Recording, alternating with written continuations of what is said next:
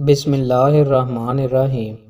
رسول اللہ صلی اللہ علیہ وآلہ وسلم نے ارشاد فرمایا، کوئی دھوکہ باز، کوئی بخیل، کوئی احسان جتانے والا اور کوئی بد اخلاق جنت میں داخل نہ ہوگا۔ رسول اللہ صلی اللہ علیہ وآلہ وسلم نے ارشاد فرمایا، تم میں سے ہر ایک کو چاہیے کہ دائیں ہاتھ سے کھائے، دائیں ہاتھ سے پیے، دائیں ہاتھ سے لے اور دائیں ہاتھ سے دے، کیونکہ شیطان بائیں ہاتھ سے کھاتا ہے، بائیں ہاتھ سے پیتا ہے، بائیں ہاتھ سے دیتا اور بائیں ہاتھ سے لیتا ہے۔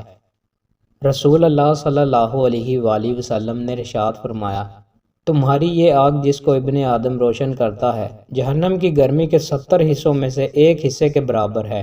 صحابہ نے عرض کی، یا رسول اللہ، اللہ کی قسم یہ آگ بھی تو کافی تھی۔ رسول اللہ صلی اللہ علیہ وآلہ وسلم نے ارشاد فرمایا، اسے 69 حصے زیادہ رکھا گیا ہے، ہر حصہ اس دنیا کی آگ کے مانند گرم ہے۔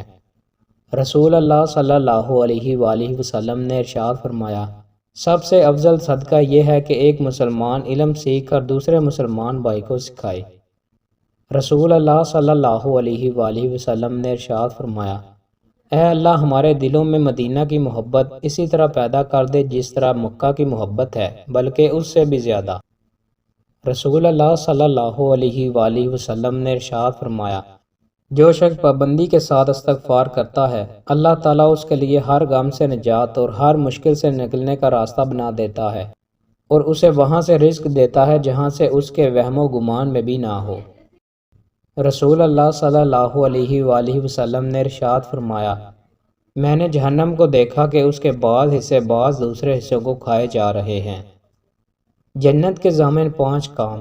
رسول اللہ صلی اللہ علیہ وآلہ وسلم نے حجۃ الوداع میں فرمایا، نمبر 1، اللہ کا تقوی اختیار کرو جو تمہارا رب ہے۔